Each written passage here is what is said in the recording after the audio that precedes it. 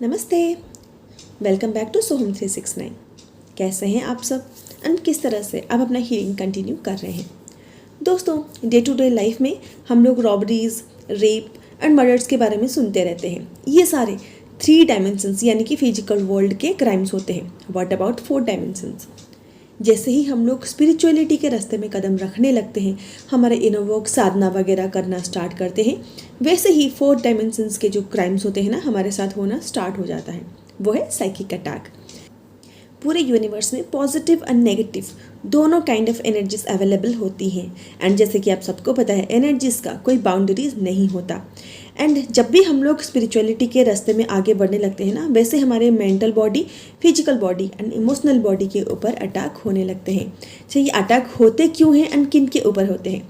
देखिए, अगर आप एक स्टार सीड हैं या फिर आप कोई भी काइंड ऑफ लाइट को कैरी करते हैं, यानी कि अगर आप लाइट वर्कर हैं, आपका सोल मिशन स्ट्रॉन्ग है, या फिर आप कोई भी काइंड ऑफ अबंडेंस, वो हेल्थ के सेक्टर में हो, ब्यूटी हो, पीस हो, ग्लैमर हो, वेल्थ हो, या फिर सिंप्लिसिटी हो, ये सब कैरी करते हैं, या फिर आप एनर्जेटिकली हाई हैं, आप एक हीलर हैं, या फिर आप कोई भी स्पेसिफिक एनर्जी को कैरी करते हैं, या फिर उस एनर्जी से आप अट्यून्ड हैं, सो आपके ऊपर साइकिक अटैक होने लगते हैं।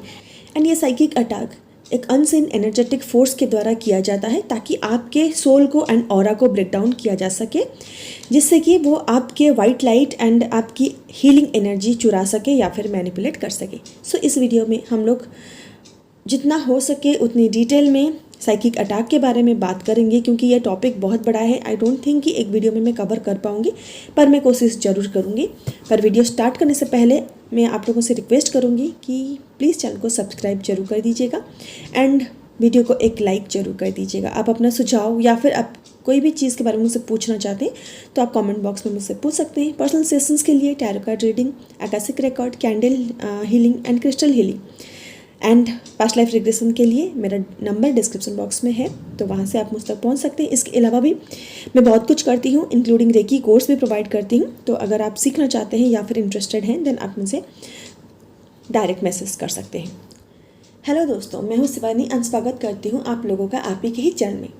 दोस्तों, सबसे पहले मैं आप लोगों को ये बताना चाहूँगी कि हम लोग ट्विन फ्लेम्स हैं एंड इस जर्नी में डिफरेंट स्टेजेस में डिफरेंट डीएफ को अलग अलग काइंड ऑफ साइकिक अटैक होते हैं एंड उनका इफ़ेक्ट एंड उनके सिम्टम्स अलग अलग होते हैं। पर यहाँ पे मैंने कुछ कॉमन साइन सिम्टम को लेके ये वीडियो बनाने की कोशिश की है।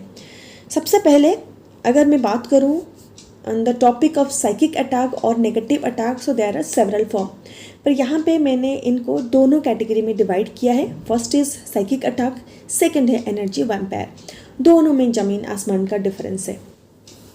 एंड यहाँ पे एनर्जी अटैक यानी कि साइकिक अटैक क्या होता है, ये कैसे होता है, इसके सिम्टम्स क्या क्या हैं एंड उससे बचने के लिए हम लोग क्या कर सकते हैं, इस टॉपिक के ऊपर डिटेल में बात करेंगे। तो सबसे पहले मैं स्टार्ट करूँगी कि रिसेंटली मैंने एक इंस्टा पे एक रील पोस्ट किया था अबाउट सोलोमन आइलैंड एंड ये शायद तारे ज़मीन मूवी का है। सो आप लोग चाहो तो देख सकते हो। जैसे कि सोलोमन आइलैंड में अगर उनको कोई पेड़ को काटना हो ना, तो वो काटते नहीं हैं, सारे लोग इकट्ठा हो जाते हैं एंड वो पेड़ को मन चाहे गालियाँ देते हैं। वो गालियों से ही वो पेड़ बहुत दुखी हो जाता है एंड वो अपना दम खुद ही तोड़ देता है। एग्जैक्टली वैसे ही हमारे फिजिकल वर्ल्ड में एनर्जी वैम्पायर्स वैसे ही होते हैं। फॉर एग्जाम्पल, अगर आपको किसी को एनर्जेटिकली डाउन लाना है, देन आप कंटिन्यू अपने एनर्जेटिक फील्ड से उसके एनर्जेटिक फील्ड को नेगेटिव एनर्जी सेंड करते रहेंगे, देन वो पर्सन एनर्जेटिकली डाउन हो ही जाता है। एग्जैक्टली वैसे ही एक डीएफ या फिर कोई भी स्पिरिचुअल सोल जब भी इनर वर्क करने लगता है, देन बहुत सारे ऐसी एनर्जीज होती हैं जो ये नहीं चाहते कि ये हमसे कुछ डिफरेंट करे, या फिर कंटिन्यू आपके आसपास के लोग भी आपको जेलेसी, एनवी या फिर इनसिक्योरनेस की एनर्जी या फिर कंटिन्यू नेगेटिव एनर्जी अगर सेंड करते रहेंगे ना, आपका एनर्जेटिक फील्ड ऑटोमेटिक डाउन हो जाएगा। हो सकता है आपका तबीयत ख़राब हो, आप एनर्जेटिकली डाउन हो जाए, या फिर आपको बॉडी पेन हो सकता है, या फिर बहुत सारे ऐसे सिम्टम्स हैं जो आपको हो सकता है। And this was a small example of energy vampires. दोस्तों, मैंने कहीं पे पढ़ा था कि कलयुग के दौरान जो पहले के राक्षस होते थे ना, वो इंसान के शरीर के अंदर ही वास करेंगे, यानी कि भगवान भी हमारे शरीर के अंदर ही हैं और राक्षस भी हमारे शरीर के अंदर ही हैं। एंड ये जो एनर्जी वैम्पायर्स होते हैं ना, वो जानबूझ के एक ऐसे पर्सन को ढूंढते हैं जिससे वो अपना खाना ले सके, एंड उनका खाना होता है आपका लाइट।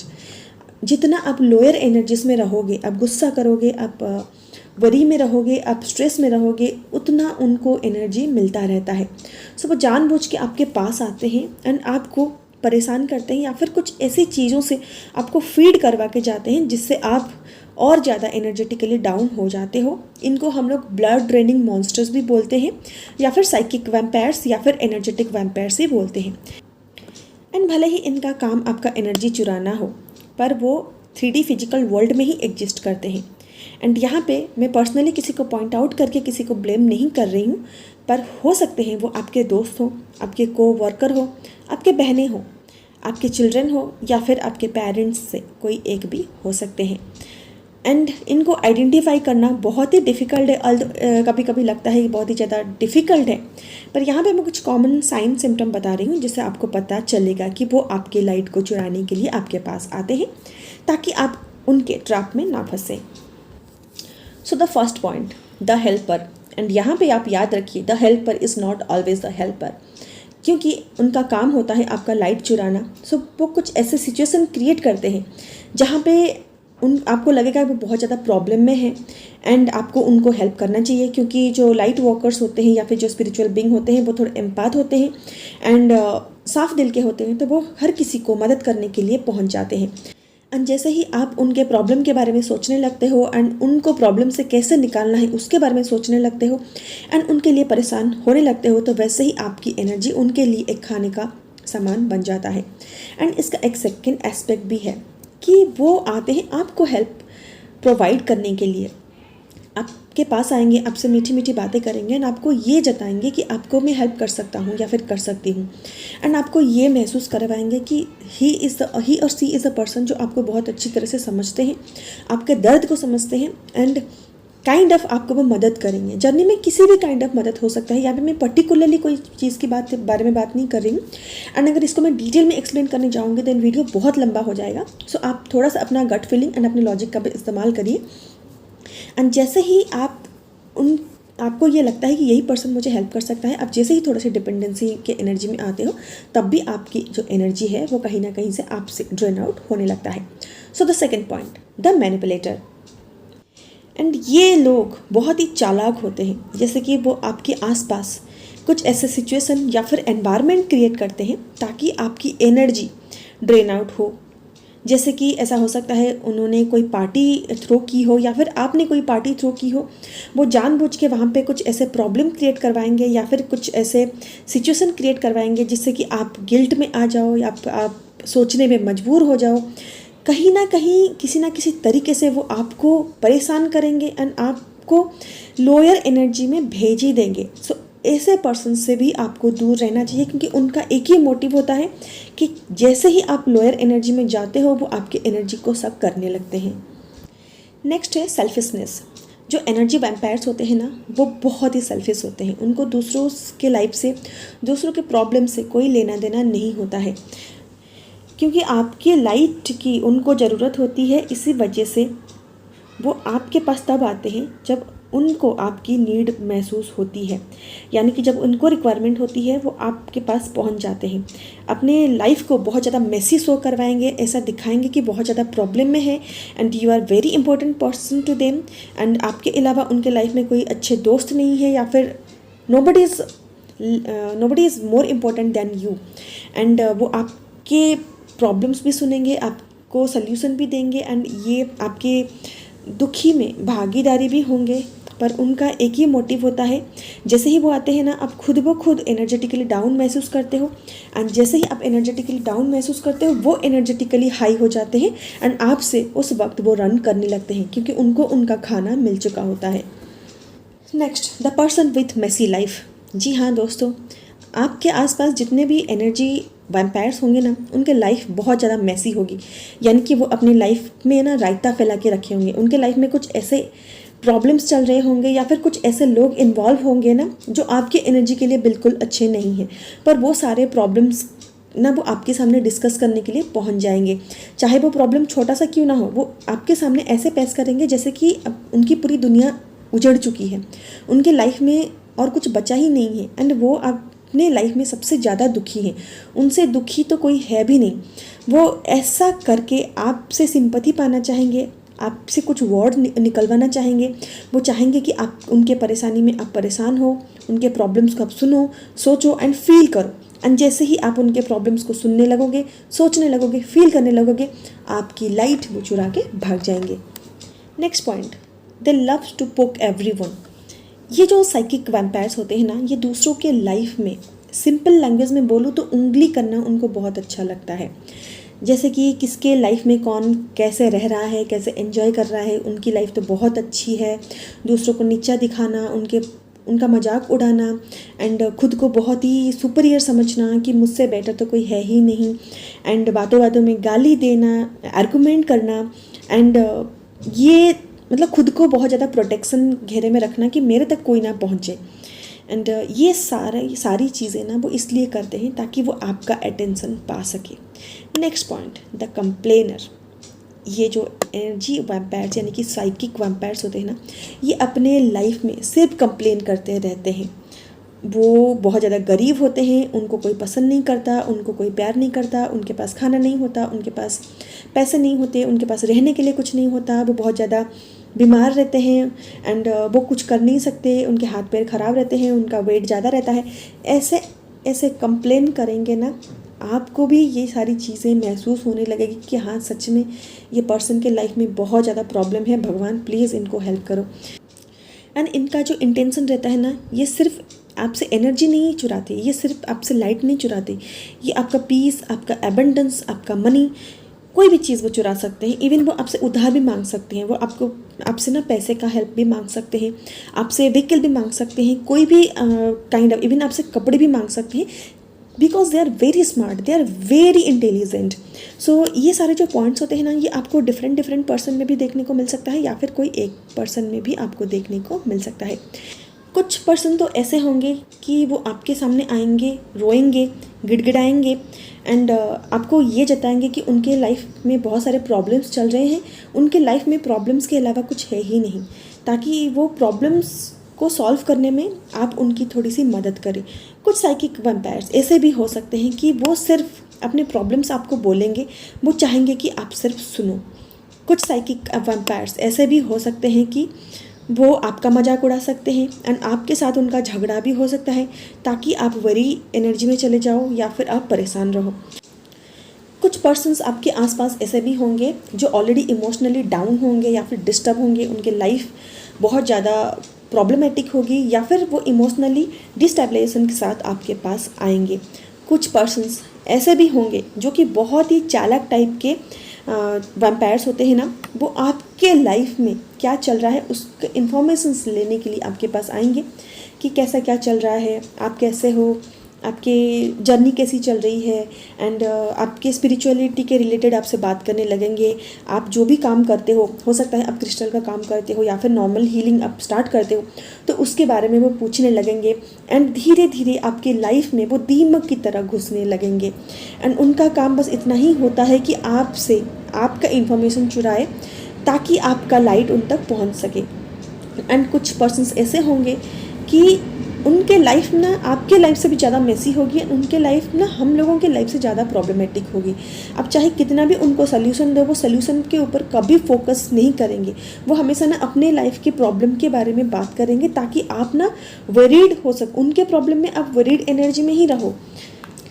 ये जो एनर्जी वैम्पायर्स होते हैं ना, वो किसी भी चेहरे में हो सकते हैं, किसी भी फॉर्म में हो सकते हैं। वो कभी भी अपने लाइफ को सुधारने की कोशिश नहीं करते, उनको कभी भी सॉल्यूशन नहीं चाहिए होता है। वो हमेशा दूसरों को पोक करते हैं, दूसरों को नीचा दिखाते हैं, दूसरों का मजाक उड़ाते हैं एंड हर चीज़ में वो एक प्रॉब्लम को क्रिएट कर देते हैं, ड्रामा क्रिएट करते हैं एंड अटेंशन पाने के लिए वो कभी भी कुछ भी कर सकते हैं। बोला जा सकता है वो काइंड ऑफ अटेंशन सीकर है एंड उनको ना आपके लाइफ से कोई मतलब नहीं रहता है। वो सिर्फ आते हैं, आपके लाइफ के बारे में थोड़ा बहुत पूछताछ करेंगे एंड अपने लाइफ का प्रॉब्लम आपको दे के चले जाएंगे। सो ये होते हैं एनर्जी वैम्पायर्स। ये आपके लाइट लेने के लिए आपके पास आते हैं, पर आपकी जो लाइट होती है ना, वो आपकी रेस्पॉन्सिबिलिटी होती है, क्योंकि एक स्पिरिचुअल पर्सन इतना ज़्यादा एम्पैथ होता है, इतना ज़्यादा उनके अंदर काइंडनेस भरा होता है ना, उनको कोई कुछ भी बोल देना वो उनके लिए परेशान होने लगते हैं। और उनको कैसे प्रॉब्लम से निकालें, उनको कैसे वो अच्छी एनर्जी में लाएं, उनको कैसे वो हील करें, इसी में लग जाते हैं। जितना आप उनके बारे में सोचोगे, उनके प्रॉब्लम्स को इम्पोर्टेंस दोगे एंड उनको सॉल्यूशन देने लगोगे, उतना आप उनको एनर्जी प्रोवाइड करने लगोगे। सो यहाँ पे सॉल्यूशन क्या है, कैसे हम लोग एनर्जी वैम्पायर से दूरी बना सकते हैं या फिर उनसे परमानेंटली छुटकारा पा सकते हैं। दोस्तों 3D फिजिकल वर्ल्ड में परमानेंटली छुटकारा हम लोग किसी से नहीं पा सकते, पर हाँ हम लोग अपनी हेल्दी बाउंड्रीज क्रिएट कर सकते हैं। आपको क्या करना है ना, ये सारे साइकिक एम्पायर्स को आइडेंटिफाई करना है, उनसे आपको दूरी बना लेनी है। एंड एनर्जी प्लेन में आप एक एक साइकिक वैम्पायर को, जिनको आप अपने चारों तरफ आइडेंटिफाई कर पा रहे हो, उनको बुलाइए एंड उनसे आप कर्ड कटिंग करिए।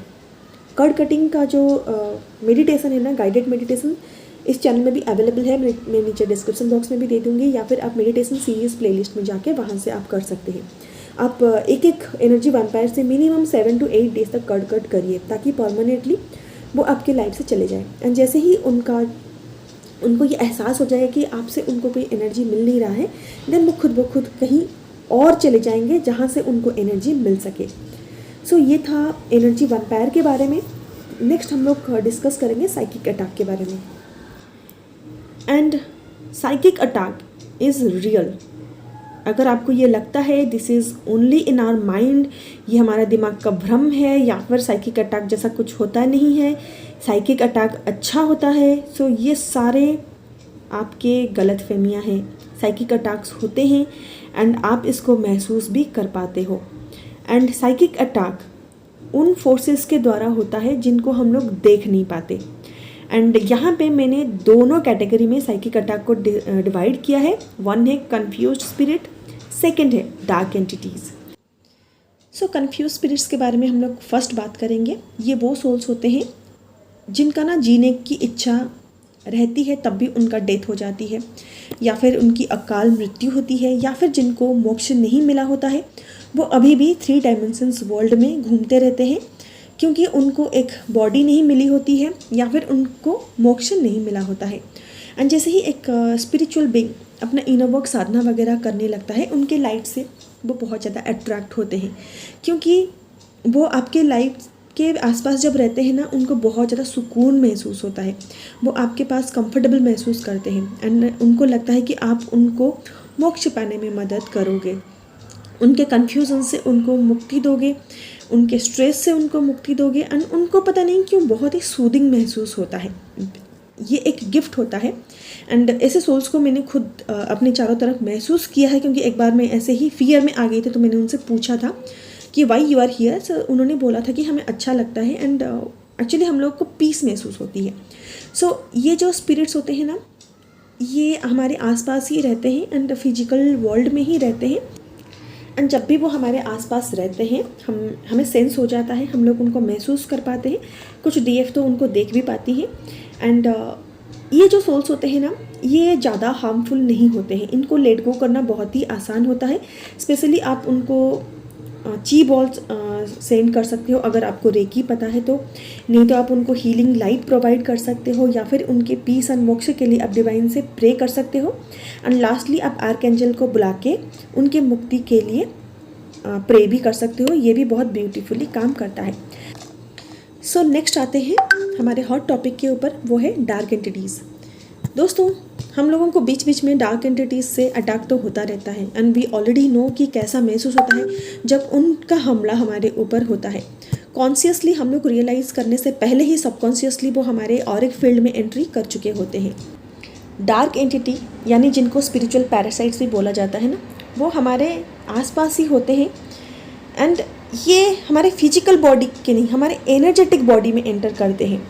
वो हमें फॉलो करते रहते हैं, हमारे ऑरिक फील्ड में एंट्री करने के लिए वो मौका ढूंढते रहते हैं। जैसे ही हमारा ऑरिक फील्ड थोड़ा सा लो होता है, उसमें होल्स होते हैं, या फिर हमारा ऑरा लॉक नहीं होता है, वो हमारे एनर्जेटिक फील्ड में एंट्री कर लेते हैं। और जैसे ही उनकी एंट्री हमारे एनर्जेटिक फील्ड में होता है, हमारी एनर्जी बहुत ही बुरी तरीके से ड्रेन होने लगती है, वो हमारे थॉट को, हमारे कॉन्शियसनेस को नेगेटिव वे से इम्पैक्ट करने लगते हैं। इनके साइन एंड जो सिम्टम्स होते हैं ना, वो हर किसी के लिए अलग अलग होते हैं। कुछ डार्क एंटिटीज़ को रात बहुत पसंद होती है, जैसे कि उनके वजह से आपको नाइटमेयर्स एंड स्लीप डिस्टर्बेंस भी हो सकता है। जैसे कि रात रात भर आप जगे रहोगे, आपको नींद नहीं आएगी, आपका दिन भर बहुत अच्छा हो गया होगा, पर रात को आपको नहीं पता आपको क्यों नींद नहीं आ रही है। सेकंड, वो आपको ड्रीम्स के माध्यम से भी आपके ऊपर अटैक कर सकते हैं, जैसे कि आपको कोई इधर उधर का ड्रीम दिखाना, जिससे कि आप परेशान हो जाओ एंड उस ड्रीम्स के बारे में सोचते रहो एंड ड्रीम देखने के बाद आपको नींद ना आए।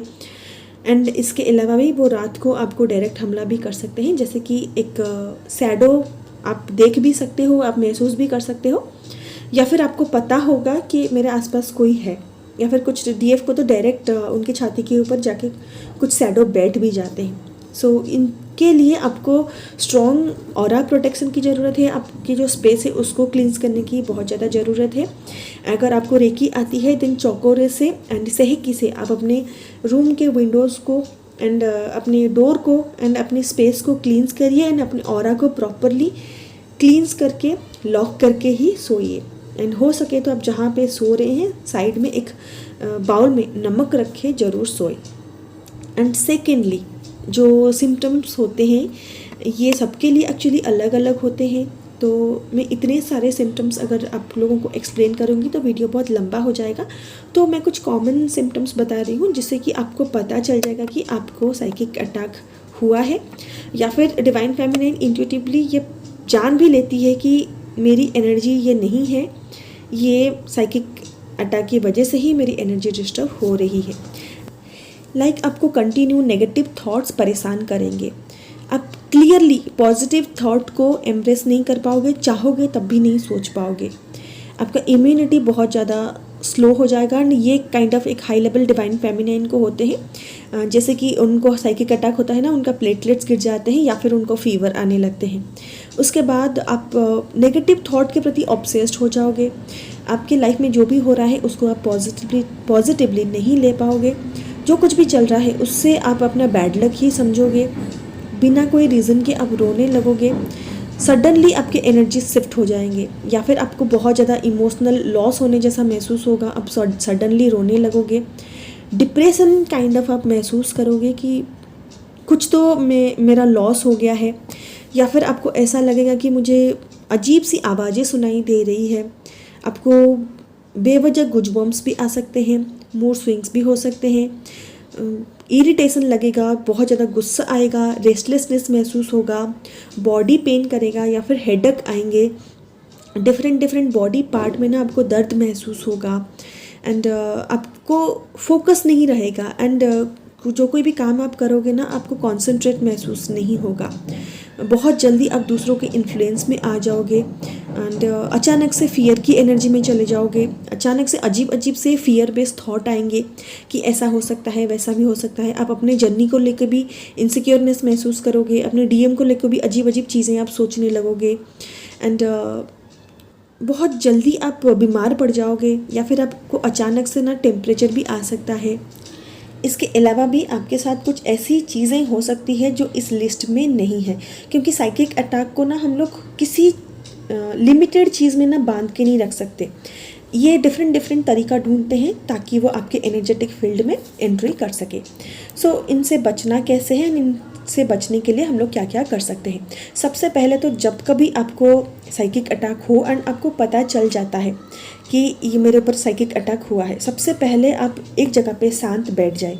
अगर वो रात का टाइम है देन आप अपना क्लॉथ एंड बेडशीट को चेंज कर लें, अपने एनर्जेटिक फील्ड को, अपनी ऑरा को क्लियर करें। मैं तरीका आगे जाके बताने वाली हूँ। इसके बाद अपने रूम को, वो स्पेस को अच्छे से क्लींस करके, लॉक करके, अपने ऑरा को अच्छे से लॉक करके आप सोने जा सकते हैं। सेकंड है मंत्रा चांटिंग। मंत्रास में बहुत पावर होते हैं, जैसे कि आप कंटिन्यू कोई भी मंत्रा चांट कर सकते हो। मैं आपको सजेस्ट करूँगी ग्रीन तारा मंत्र, हनुमान बाण, पंचमुखी हनुमान कवचम एंड हनुमान चालीसा। इसके अलावा भी अगर आपको कोई पर्सनल मंत्रा पता है या जिसके साथ आप फेमिलियर हो तो उस मंत्रा का भी आप चांट कर सकते हो। स्पेशली यहाँ पे फेथ बहुत मैटर करता है। आप कंटिन्यू प्रे करोगे या फिर मंत्रा चांट करोगे तो वो लोग आपके ऑरिक फील्ड से निकल जाते हैं। उसके बाद आप ऑरा लॉक करके आप सोने जा सकते हो। नेक्स्ट है रनिंग वाटर। आप अगर घर पर हैं देन आप शावर भी ले सकते हैं। अगर आप बाहर हैं देन आप कोई भी काइंड ऑफ रनिंग वाटर का इस्तेमाल कर सकते हैं। वो कोई भी रिवर हो सकता है, कोई तालाब हो सकता है, या फिर कोई वाटरफॉल भी हो सकता है, या फिर कोई भी जगह पे जहाँ पे वाटर कंटिन्यू फ्लो हो रही है, क्योंकि रनिंग वाटर साइकिक एनर्जीज को प्रिवेंट करती है। साइकिक एनर्जीज रनिंग वाटर को क्रॉस नहीं कर सकती। सो अगर आप घर पर हैं देन आप इंटेंशन के साथ, पॉजिटिव अफर्मेशंस के साथ शावर के नीचे 5 से 7 मिनट बैठे रहें एंड अपना इंटेंशन दें कि सारी नेगेटिव एनर्जीज आपके ऑरिक फील्ड से चली जा रही हैं। उसके बाद आप ऑरा को लॉक कर सकते हैं एंड उसके बाद आप you are free from the negative energies. Next है crystal and rudraksha for the protection. जैसे कि बहुत सारे डीएफ मेरे पास सेशंस लेती हैं तो उनको ये मिसकंसेप्शन है कि क्रिस्टल्स हम लोग को नहीं पहनने चाहिए। क्रिस्टल पहनने से हमारी जो नेगेटिव एनर्जी है, हमारी जो स्टक एनर्जी है वो बाहर नहीं निकल पाती। रुद्राक्ष भी वो सेम पर्पस के लिए नहीं पहन रही हैं। तो यहाँ पे मैं आप लोगों को बोलूँगी कि ये आपकी गलतफहमी है। अगर आप इनर वर्क कर रहे हो एंड इनर वर्क करके आप अपना फ्रिक्वेंसी एंड अपना वाइब्रेशन रेज कर रहे हो एंड अगर एक साइकिक अटैक होता है आप बहुत ज़्यादा एनर्जेटिकली ड्रेन हो जाते हो एंड आप जो भी इनर वर्क कर रहे हो वो सारी एनर्जी अगर आपसे छीन लिए जा रहे हैं तो वो उस एनर्जी को प्रोटेक्ट करना दिस इज़ योर रिस्पॉन्सिबिलिटी। सो इस एनर्जी को प्रोटेक्ट करने के लिए आप रुद्राक्ष भी पहन सकते हो अगर आप कंफर्टेबल हो तो, नहीं तो आप क्रिस्टल भी पहन सकते हो। अगर आप क्रिस्टल नहीं पहनना चाहते देन आप जहाँ पे सोते हो वो रूम के अकॉर्डिंग आप क्रिस्टल वहाँ पे प्लेस भी कर सकते हो। आप क्रिस्टल के एंजल रख सकते हो या फिर आप टम्बल्स भी रख सकते हो। अगर आपका पॉकेट अलाउ करता है देन आप जियोड भी रख सकते हो। क्रिस्टल आपके नेगेटिव एनर्जी को पॉजिटिव एनर्जी में कन्वर्ट करने के लिए काफ़ी मदद करता है। डिपेंड करता है आप क्रिस्टल को कैसे एनर्जाइज किए हो। एंड यहाँ पे मैं कुछ क्रिस्टल आप लोगों को सजेस्ट करूँगी, जैसे कि first of all number 1 black tourmaline, then amethyst, labradorite and obsidian. इसको आप पहन भी सकते हो या फिर आप अपने रूम में इसको रख भी सकते हो। Next energy clearing meditation. आप एनर्जी क्लियरिंग मेडिटेशन भी कर सकते हो या फिर आप ग्राउंडिंग मेडिटेशन भी कर सकते हो, जैसे कि नेगेटिव एनर्जीज तुरंत में यानी कि इमीडिएटली आपकी एनर्जेटिक फील्ड से बाहर निकल जाएंगी।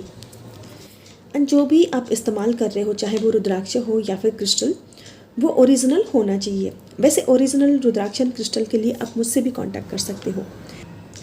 नेक्स्ट है गाइडेड मेडिटेशन। यूट्यूब में आपको फ्री ऑफ कॉस्ट बहुत सारे नेगेटिव एंटिटीज़ रिमूवल के लिए गाइडेड मेडिटेशन मिल जाएंगे। फ्यूचर में अगर मुझे गाइडेंस मिला, अगर मैंने कभी ये मेडिटेशन डाला तो इसका डिस्क्रिप्शन बॉक्स में मैं लिंक दे दूँगी, नहीं तो आप मेडिटेशन सीरीज़ का प्लेलिस्ट भी चेक कर सकते हो अगर आप ये वीडियो बहुत दिन के बाद सुन रहे हो तो।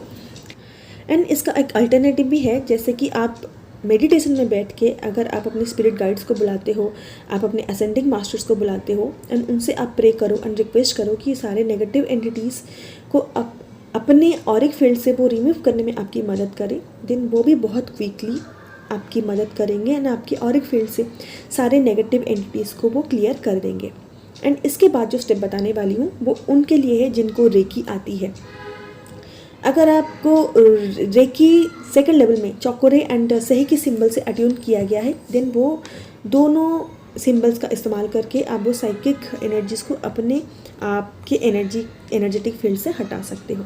एंड लास्टली मैं आपको कुछ बताने वाली हूँ जिससे कि आपको कभी साइकिक अटैक होंगे भी नहीं। जैसे कि आप अगर डेली ग्राउंडिंग मेडिटेशन प्रैक्टिस करते हो, डेली पॉजिटिव अफर्मेशंस प्रैक्टिस करते हो, डेली चक्रा क्लींजिंग करते हो वो भी रामादासा मेडिटेशन से, एंड अगर आप डेली अपने ऑरा को लॉक रखते हो एंड उसको सील करते हो देन आपको साइकिक अटैक कभी होंगे भी नहीं। अगर आपको डर लगता है, साइकिक अटैक के बारे में आप सोचते रहते हो, तो कहीं ना कहीं आप उनको एक इन्विटेशन देते हो कि आओ मेरे ऑरिक फील्ड में एंट्री करो। सो आपको साइकिक एनर्जीज़ को लेके डरने की कोई आवश्यकता है नहीं, क्योंकि you are more powerful than psychic energies. And जैसे जैसे आप इनर वर्क करते जाओगे ना, आप खुद की एनर्जी से खुद को प्रोटेक्ट कर पाओगे। एंड उस वक्त आपको कोई क्रिस्टल या फिर कोई रुद्राक्ष या फिर कोई मंत्रा चैंटिंग की ज़रूरत नहीं पड़ेगी, क्योंकि आपकी एनर्जी इतना ज़्यादा पावरफुल है कि वो आपको प्रोटेक्ट कर सकती है। पर क्या आप खुद को उतना पावरफुल समझते हो? एंड अपने एनर्जी से आपको खुद को प्रोटेक्ट करने के लिए आपको अपने sacral chakra and solar plexus chakra के ऊपर काम करने पड़ेंगे।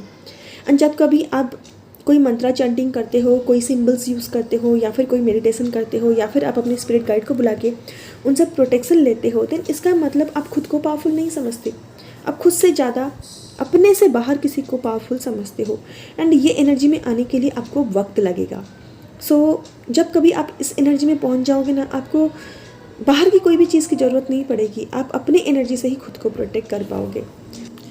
सो माई फाइनल वार्निंग यानी कि मेरा फाइनल थॉट वो ये है कि जितने भी उपाय मैंने इस वीडियो में बोला या फिर जितने भी प्रैक्टिसेस मैंने आपको बोला, अगर इसके ऊपर आप कॉन्शियसली भरोसा करते हो, पर फिर भी सबकॉन्शियसली आपको ये डर है कि कहीं ना कहीं साइकिक अटैक आपके ऊपर हो रहा है या फिर हो सकता है, सबकॉन्शियसली अगर ये सारी चीज़ें आपके दिमाग में प्रोग्रामिंग नहीं है या फिर आपको फियर इशू अभी भी है, देन ये सारी चीज़ें करने के बाद भी आपको साइकिक अटैक हो सकते हैं। इसीलिए बोला जाता है कि इस जर्नी में सबकॉन्शियस को रिप्रोग्राम करना बहुत ज़्यादा ज़रूरी है, यानी कि सबकॉन्शियस हीलिंग करना इस जर्नी में बहुत ज़्यादा इंपॉर्टेंट है। पर कोई नहीं, इस जर्नी में हम अपने अनुभव से अपने एक्सपीरियंसेस से ही सीखते हैं। जब भी आपको साइकिक अटैक हो, देन आप ये सारे रेमेडीज़ का इस्तेमाल कर सकते हो।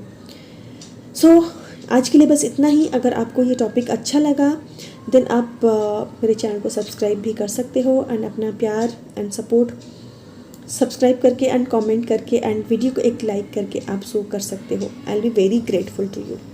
सो आज के लिए बस इतना ही। मिलते हैं नेक्स्ट वीडियो में। अगर आपने मुझे इंस्टा पे फॉलो नहीं किया है देन आप मुझे फॉलो कर सकते हैं। एंड अगर आप इससे स्ट्रॉन्ग प्रोटेक्शन के बारे में जानना चाहते हैं देन आप मुझसे पर्सनली कांटेक्ट कर सकते हैं। एंड 1-to-1 सेशन के लिए भी आप मुझसे पर्सनली कांटेक्ट कर सकते हैं। मेरा फ़ोन नंबर जो है ना वो डिस्क्रिप्शन बॉक्स में है।